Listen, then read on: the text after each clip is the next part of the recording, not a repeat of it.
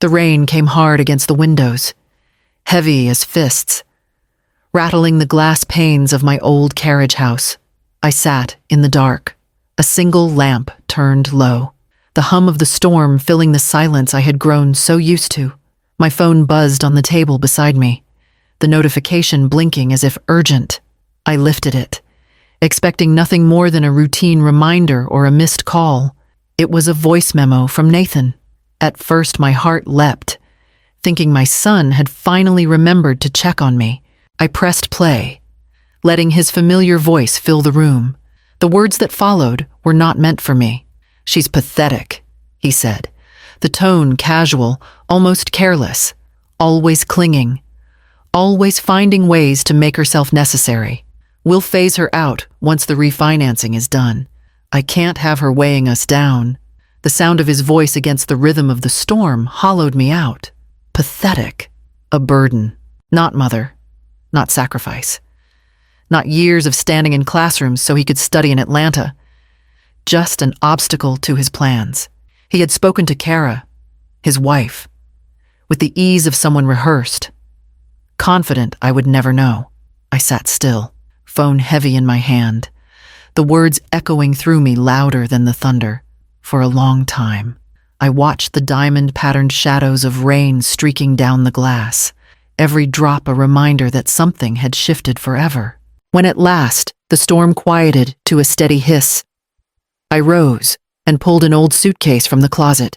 The decision felt steady, almost cold. By dawn, I would be gone, and the life I had carried alone for decades would no longer rest in his careless hands. The suitcase lay open on the bed, but my hands froze above it. Memories, not clothes, filled the room. I saw myself in 1987 standing in a hospital corridor, the superintendent of the factory shaking his head. My husband's name, Harlan Doss, was spoken like a closed door. An accident, they said. And I was left with a son just shy of 10, and bills that had no mercy. I took extra shifts at Savannah High, grading papers until midnight, cleaning classrooms when janitors called in sick. I became known as the teacher who never left, the woman whose son did homework at her desk because she couldn't be home to cook supper. The years stacked up, one sacrifice folded into the next. When Nathan was accepted to Emory's MBA program, I cashed out the pension I had been building since my 20s. That money was meant to be my safety, the dream of a doctorate I had once whispered to my colleagues. But I smiled as I signed the papers, telling myself his future was more urgent than my own.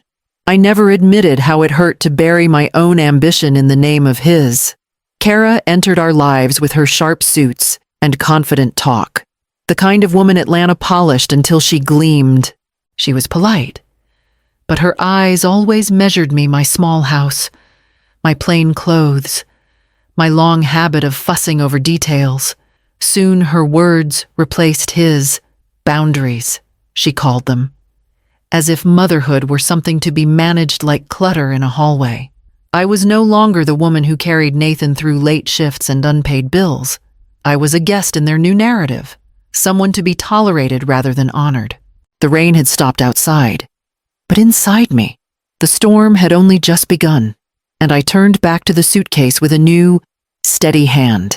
The carriage house had been mine since the day Harlan and I signed the deed, a modest Victorian tucked off a cobbled lane near Forsyth Park. Its bricks had weathered hurricanes and hot summers, yet it seemed less sturdy once Nathan began speaking of it as though it were his. It started small. "Just let us know before you drop by," Kara said one evening, her smile perfectly rehearsed. "We're trying to keep a schedule." I nodded, though the irony cut deep. I had raised a child without schedules, improvising between shifts, yet now I needed permission to step inside the house I still owned. Soon, it wasn't just visits. The kids shouldn't stay overnight without us knowing, Nathan insisted. It's about routines and stability. I wanted to laugh. Routines. Had he forgotten nights he slept under my desk? Eating crackers for dinner while I finished grading, I bit my tongue. afraid the words would sound bitter instead of true. The worst came with the money. I paid the property taxes every year. But Nathan still found fault in the smallest details. "You spend too much on groceries," he said, holding up a receipt I had left on the counter. "Look at this. Why buy brand name cereal when the kids don't care?" I swallowed my protest. That cereal had been the same kind he begged me for as a boy. When buying it meant skipping lunch for myself, I had thought it a symbol of love. To him, it was evidence of waste. It was then I began my own kind of routine. Every receipt went into a leather ledger, each bill carefully filed, each payment recorded in my own neat handwriting. If my life was going to be measured like a balance sheet, I would keep the numbers myself. I never said a word, never challenged the rules outright. I smiled, texted before visiting, adjusted to their boundaries. But in the quiet hours, with the ledger open on my lap, I was no longer only keeping house. I was keeping score. And when the night of the voice memo arrived, that ledger was the first thing I placed into my suitcase. I sat alone, the lamp casting a faint circle of light across the table. When the voice memo opened and Nathan's words poured out, his tone was casual, as though he were discussing a minor inconvenience. But each syllable landed like a blow. "She's pathetic," he said. "Always clinging, always trying to make herself needed. It's exhausting." Kara's muffled agreement came next. Her voice lowered, but unmistakably certain. Nathan continued, more emboldened now, as if her silence gave him license. "She undermines me. You saw how she spoke at dinner with the firm. She makes me look small in front of people I need to impress. It's embarrassing. Embarrassing. My years of working late, skipping meals, selling security for his ambition condensed into a word he spoke with irritation, not gratitude." He laughed then, sharp and dismissive. "After we get the refinancing squared away, I'll start phasing her out. She won't know what hit her. It'll be clean, no drama." The thunder outside was distant by then, but inside me, the noise was deafening. A mother reduced to a liability. Her own home spoken of as if it were already his to leverage. I stared across the room at the photograph of Nathan as a boy, his smile wide, his hand clutching mine on Tybee Island sand. That boy had long since vanished, replaced by a man who could plan my erasure with the ease of balancing an account. I rose slowly, my body calm, though my chest burned. The spare key that had always rested in a small bowl by the door felt suddenly dangerous. I slipped it into a drawer, its absence a quiet line drawn. Then I pulled my suitcase from the closet and began to fill it with what mattered documents. The ledger, a few clothes, the necklace Harlan once clasped at my throat. By the time the first pale line of dawn edged across the windows, the decision was complete. I would not wait to be erased. I would leave before they even noticed I was gone, and in leaving, I would begin again. The hotel room was small, overlooking the Savannah River where cargo ships slid silently past, their horns low and mournful. It wasn't home, but it was quiet, and quiet gave me the space to think. I unpacked only the essentials, my documents, the ledger, a change of clothes. Everything else I left in the suitcase, as though I might need to move again at a moment's notice. The first step was money. For years, Nathan had insisted I keep a joint account for convenience. At the time, I believed him. I told myself it was normal for a son to help his mother with bills. Now, staring at the online balance, I saw it for what it was, a leash. That morning, I walked into the bank and opened a new account in only my name. When the teller asked about the joint account, I kept my voice steady. Leave it as it is for now. From there, I walked to a lawyer's office near Broughton Street. A friend had once mentioned her name, a specialist in elder law. She listened carefully as I laid out my situation, my home, my will. The power of attorney I'd signed years ago when Nathan insisted it was for emergencies. Her eyes narrowed at that detail, and within an hour she had the papers ready to revoke it. We spoke about a trust, a way to place the carriage house beyond anyone's easy reach. I signed the first drafts, my hand firm, each stroke of the pen drawing a boundary that had been missing from my life for decades. The real shock came when the banker later called me privately. "Mrs. Doss, I thought you should know your daughter-in-law was in here last week. She asked about adding herself as a beneficiary on your account." For a moment, the room tilted, the floor beneath me unsteady. Kara had been rehearsing her own plans, smoothing the path to erase me not just from their lives, but from my own assets. The betrayal was no longer abstract. It had signatures and dates behind it. That night, as the ships passed under the Talmadge Bridge, I folded the banknote into my ledger. Their timeline was already in motion, but mine had just begun. The days at the hotel fell into a rhythm, not of comfort, but of resolve. Each morning, I carried my folder of documents across town, and each evening, I returned with new signatures that stitched a wall between me and the life I had left behind.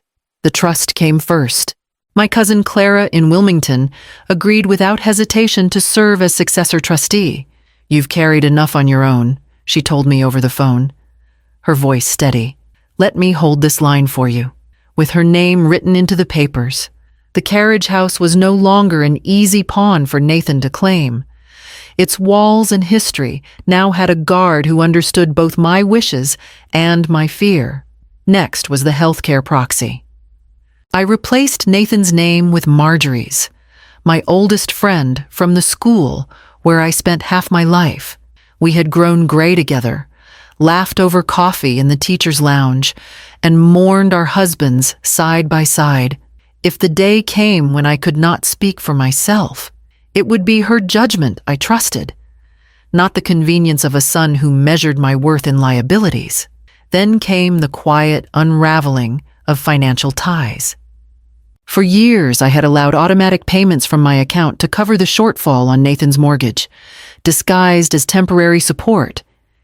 Sitting with the banker, I instructed each payment canceled, each link severed.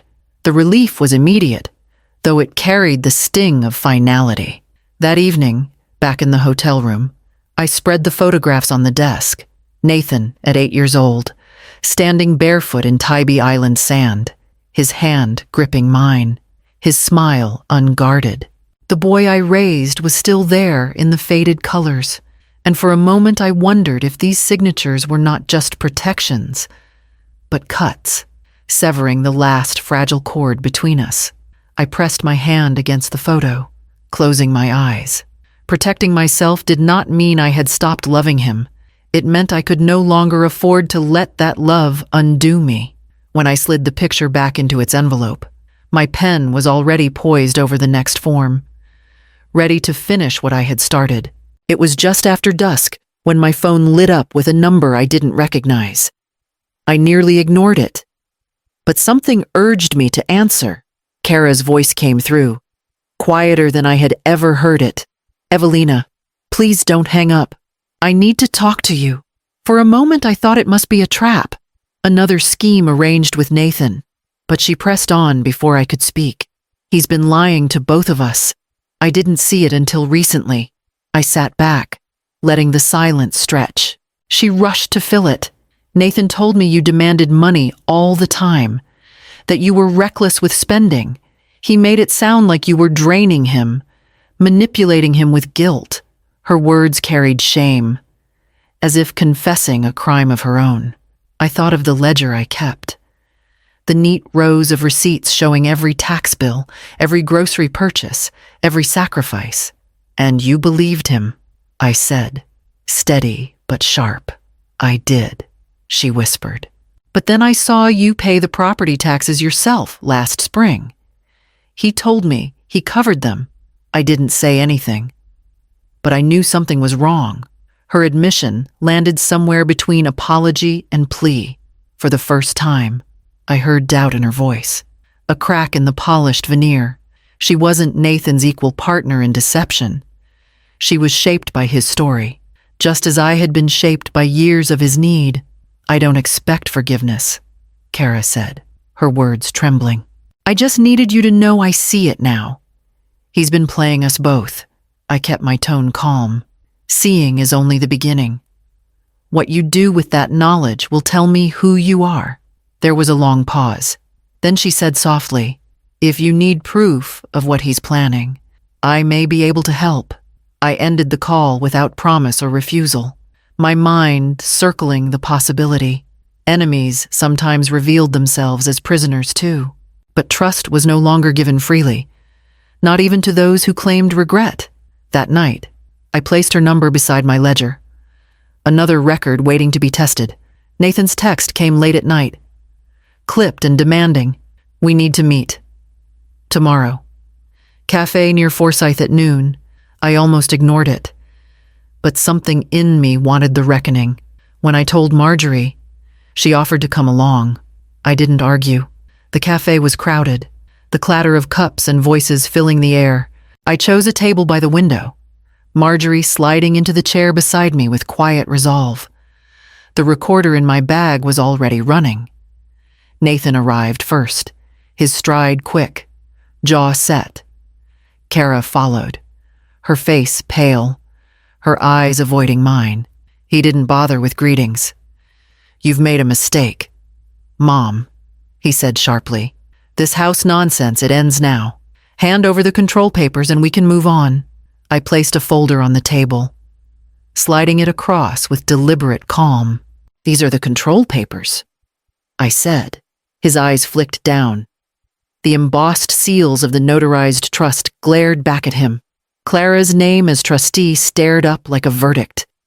His face darkened. "You can't do this. That house is part of our plan. Do you even understand what you've done?" I folded my hands. "Steady. I understand perfectly. It's mine. It always has been. And now it's beyond your reach." For a moment he was silent, as if the words failed him. Then the anger broke through. His voice rose, sharp enough that heads turned from nearby tables. "Pathetic, just like always. Do you think anyone cares about your little trust? You've ruined everything across from him."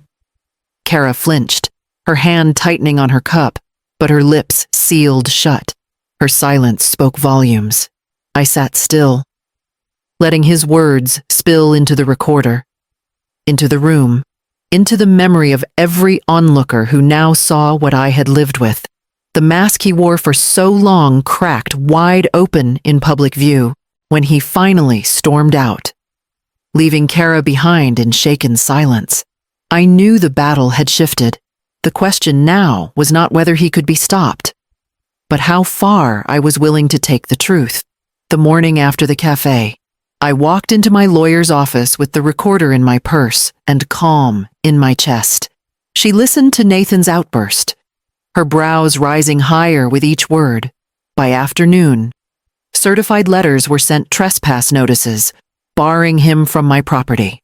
What once felt like my vulnerability had become my weapon. 2 days later, the bank called. Nathan had tried to move funds from the joint account, even attempting to alter beneficiary information. But the freeze was already in place. His attempts flagged as suspicious, each denial building a trail of evidence against him. For the first time in years, I felt my finances belonged to me again. I mailed out a packet to my cousins and siblings scattered across Savannah, a careful collection of receipts, ledgers, and documents. No accusations, just the record of truth. For too long, Nathan had whispered his version of events. Now my family could see the paper trail of taxes paid, debts covered, and sacrifices never spoken of aloud. The real turn came quietly. Kara reached out, not with another call, but with an email. Attached was a message Nathan had once sent. "Her mom will keep covering things. She always does. Might as well milk it while it lasts. Reading those words, the last threads of doubt unraveled. Whatever loyalty Kara had once felt toward him had thinned enough for her to pass me the proof. I tucked the email into my growing file, another layer to the shield I was building. Justice was no longer abstract. It had weight. It had ink. It had voices beyond mine. And as I closed the ledger that night, I knew the final step was waiting, one that would decide not only what I kept, but what I would leave behind. The will lay open on the lawyer's desk, fresh ink waiting for my signature. I read it once more, steady in the choices I had made. My grandchildren would each receive a modest heirloom, pieces of silver or jewelry that carried history, but not the weight of conflict. The carriage house, the heart of my struggle, would pass not to Nathan, but to the Savannah Domestic Violence and Elder Protection Fund. A home that had sheltered me would become a refuge for others who needed safety more than sentiment. When I signed my name, the pen moved without tremor. The line was clean, final, and free. Within a month, I moved into a small riverside condo near the historic district. It was no larger than I needed, the windows opening onto the water where I could watch the tides roll in and out. I chose every piece of furniture myself, every plant, every color, free from anyone else's opinion, on the balcony. I tended pots of rosemary and thyme, herbs that thrived under patient care. Some nights I thought of the ledger, of the long years of silence I endured. Yet what remained was not bitterness but clarity. I had protected myself. I had drawn lines no one could cross. One key hung on my ring now, simple and bright. It opened the door to the life I had chosen, not one forced on me, not one taken from me, but one rebuilt by my own hand. I stood on the balcony, the evening breeze lifting my hair, and let the peace settle where fear once lived. I was not erased by betrayal. I was reborn by boundaries.